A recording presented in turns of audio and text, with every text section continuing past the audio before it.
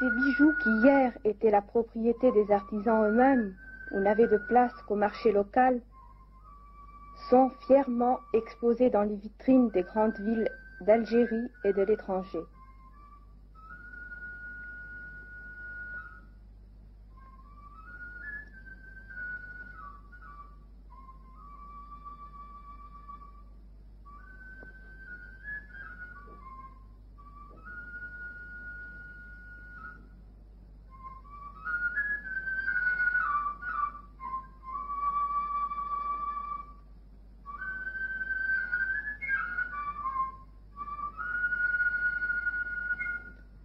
Chacun trouve dans la bijouterie kabyle ce qu'il désire.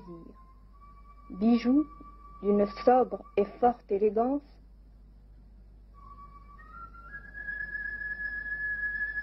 bracelets,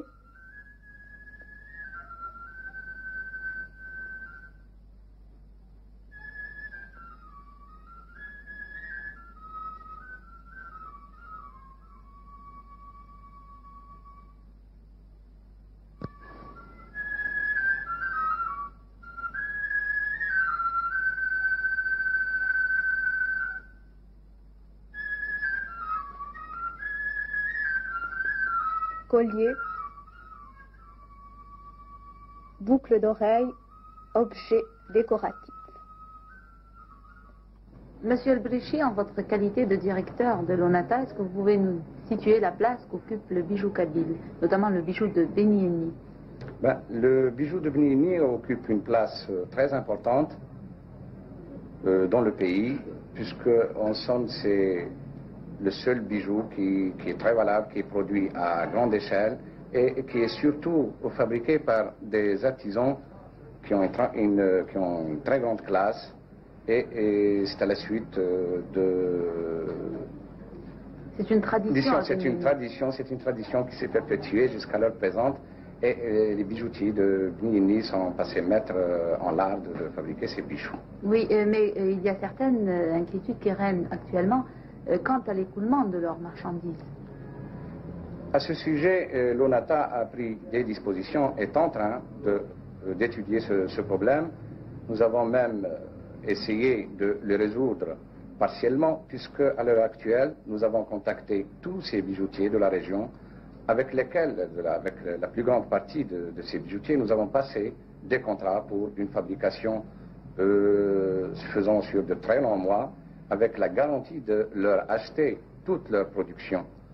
Et à cet effet, et riche surtout de l'expérience que nous avons eue lors de la foire exposition de Montréal de l'année dernière, nous leur avons demandé de fabriquer, toujours en gardant le même style, le style kabyle de la bijouterie, de faire des bijoux plus légers, c'est-à-dire beaucoup plus abordables à la clientèle. Et ça demande évidemment un travail beaucoup plus sérieux, beaucoup plus fini, puisqu'il s'agit de travailler sur des couches de pièces d'argent très minces. Mais toujours est-il que, par comparaison avec les prix, nous avons constaté que les petites pièces très légères étaient très abordables, étaient très primées par la clientèle, surtout européenne, parce qu'il ne faut pas oublier, en fin de compte, que la production de l'artisanat, notamment la production de la bijouterie, est destiné surtout à l'exportation. Or, ce bijou, par excellence, va avec tous les styles. Il va avec les styles modernes qu'avec les styles anciens. Et à ce sujet, nous avons fait des essais. Nous avons envoyé à l'extérieur pas mal de bijoux nouvellement fabriqués et nous attendons en ce moment le résultat. Oui, il y a quand même d'autres concurrents sur la place. Il y a d'autres bijoux également. Mais c'est-à-dire la force de l'artisan kabyle, l'artisan algérien en général et de l'artisan kabyle en particulier, parce que l'artisanat ne s'occupe pas seulement de bijouterie, mais en ce qui concerne la bijouterie, nous avons gardé toujours le style. Nous n'avons pas essayé, comme d'autres pays, d'industrialiser cet artisanat. Si on en veut dire, on veut augmenter la production, mais on ne veut pas l'industrialiser. Et c'est une des raisons principales que notre bijou a une place meilleure, a une place de premier choix par rapport aux autres bijoux qui ont été faits sur un plan industriel.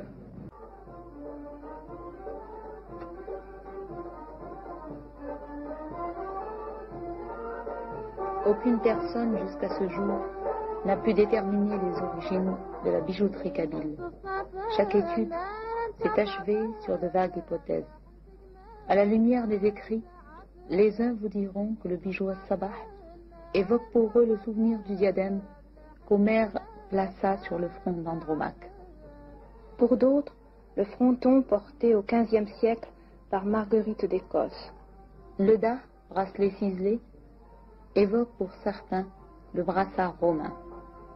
Pour d'autres, cet art proviendrait d'Andalousie, de l'Espagne musulmane, car la courbe et la couleur de leurs émaux se rapprochent de celles des bronzes grenadins. Pour le corail dont se servent les artisans de Beniéni, on laisse supposer que ce seraient les artisans bougiotes qui l'auraient transmis à ceux de Beniéni, puisqu'il abondait sur la côte. Chaque Algérien fait un devoir d'occuper la place de choix dans le domaine qui est le sien.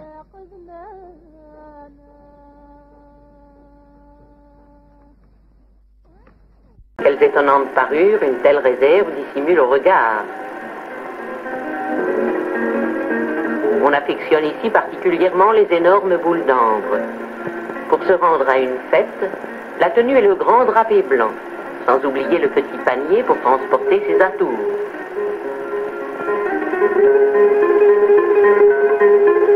Dans la même tribu, subsistent encore quelques éléments de population juive. Le petit village de Taalla abrite, lui, les descendants des groupes chassés d'Espagne à la fin du XVIe siècle lors de la reconquête chrétienne.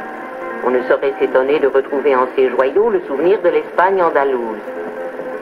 La perruque d'argent chez la femme mariée juive dissimule les cheveux coupés courts. Dans le pays des Gurzmuka se retrouvent les jours de fête la même abondante somptuosité. À l'ambre volumineux s'ajoutent ici les perles de corail et les boules d'argent ajourées rehaussées d'émaux. Encore un petit collier et la parure sera complète.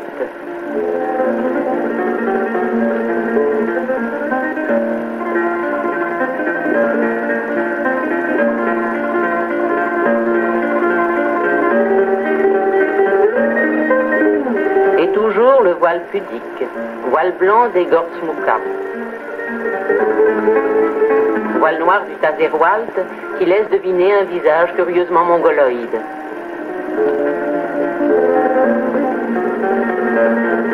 Chaque amulette est chargée d'un sens magique. Pour la femme berbère, tout bijou est un talisman particulier qui éloigne le mauvais sort, favorise l'amour ou la fécondité, guérit la maladie. Nous sommes à Tiznit, chez les musiciennes danseuses. Comment ne serait-on pas coquette dans cette profession?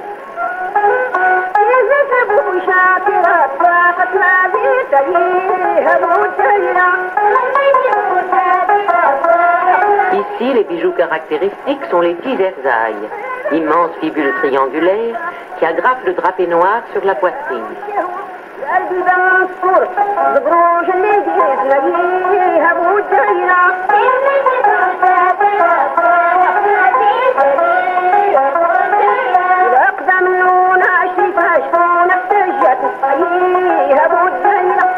Non seulement les poignets, mais aussi les chevilles s'enroulent d'anneaux d'argent.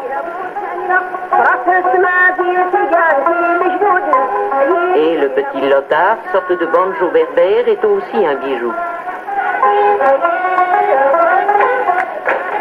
C'est bien entendu au cours des réjouissances que triomphe au village la coquetterie berbère, surtout dans les tribus nombreuses où la tradition n'interdit pas aux hommes l'approche de la société féminine.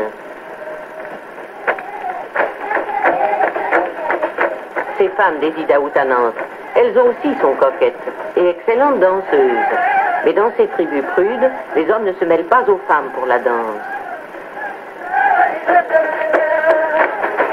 Ils restent spectateurs. Le petit peuple admire. Pendant des heures et longtemps dans la nuit, ces femmes danseront ainsi. Elles ont soigneusement tressé leurs nattes, ajusté leur parure. Les bijoux barbares rehaussent leur charme un peu sauvage et leur pouvoir de séduction s'exerce sur les yeux et sur les âmes.